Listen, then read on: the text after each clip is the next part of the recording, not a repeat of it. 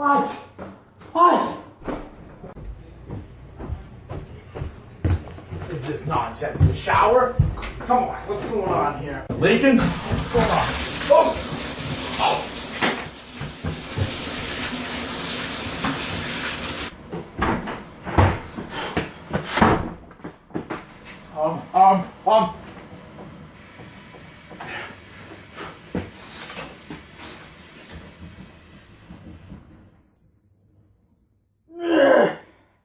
Dahaka!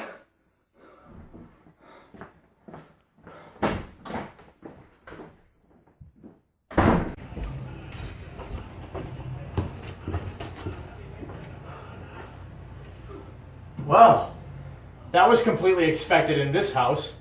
Welcome to the September edition of Dahaka. It appears we have a leaky valve in the other shower in this home. So let's get right back to work, because I love nothing more than working on stuff and hacking it up for future generations to come. Well, I guess the first thing we're going to have to do is just see exactly what it is we're dealing with here. I mean, this is a little more chaotic than we're used to here on the Dahaka program, but we're going to remove this trim plate so we can get behind here, see what's going on with this valve. Because I don't think shower valves are supposed to work like that. Just saying.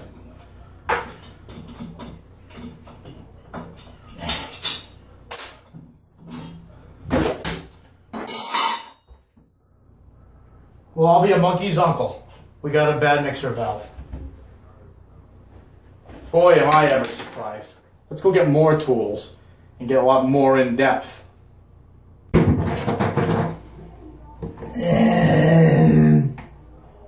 Now, when it comes to being a hacker, you know I need a lot of room to work with.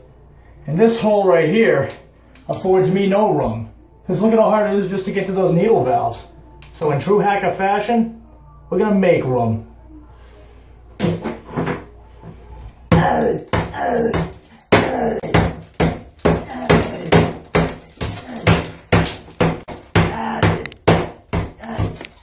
Should be wearing safety glasses.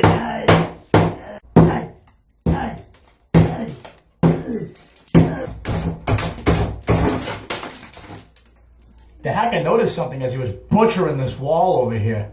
The people who built this house weren't hackers.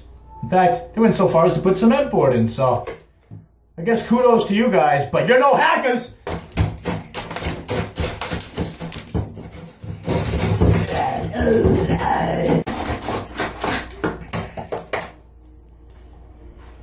Hack blade, $5. Hole in the wall, priceless. So folks, before we go and take this old valve out, we're going to go down to the Home Depot and get a new valve, because the hacker really doesn't ever think these things through, does he?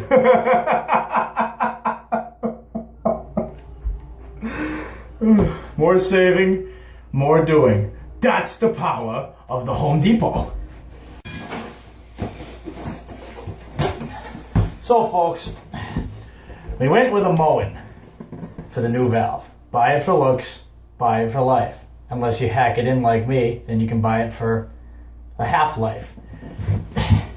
Let's get started. First things first, getting this old one out of here is going to be kind of a pain. Gotta get the spout off, so we'll begin with that. And then, more than likely, we're going to have to cut into the copper up here because there's no unions for us to pull off to just begin desoldering like that. We're going to have to cut at some spot.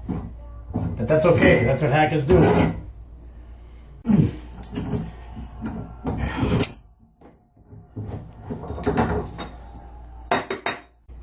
Alright, next up, we're going to cut the sides. And maybe if we're lucky, we'll be able to just desolder the top and work with it that way. But I want to keep it as short as possible, even though I have extra pipe, just to get an idea of where we're going to land this thing permanently. Because it is a slightly smaller valve. The amount of room it takes up, as you can see.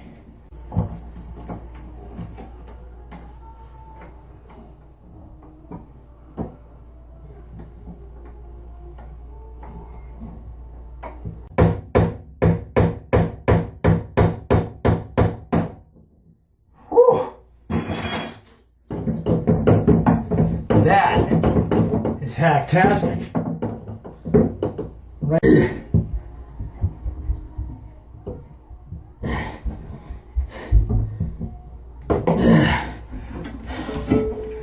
That's hacked. Okay folks, the desoldering will start, and here's why. Because the old valve had a female end on the top of the valve, and you got a male end here. The new mowing, total opposite, but that's okay because I got a fitting for it.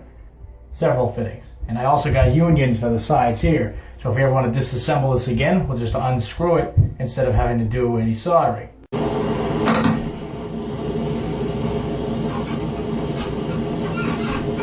Dahaka. Yeah. Number one. Ugh. Wow.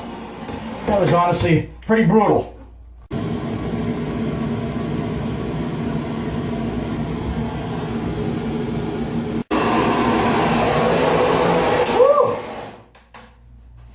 What a whacked out hacker mess that was. Come check this out. Well, now you see, it's obvious we weren't able to pull off the union trick with the hot and cold water sides. And the reason for that was space in between the two studs.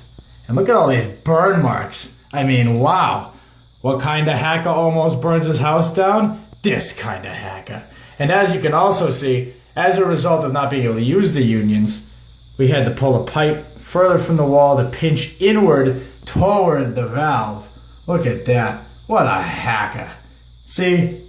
Even the clamps aren't going all the way to the wall. Oh, hacker. Look at these hacker solder jobs. I mean, it's just absolutely horrible. The one spot that we did use a union on, because we kind of had to, was up here. Because basically it was going to be too much of a pain in the neck to knock out all the stuff up at the top where the spout is. Because it's actually bolted into the back wall, and I'm not going to be all about smashing those tiles. Because even though I am the hacker, I'm also extremely lazy.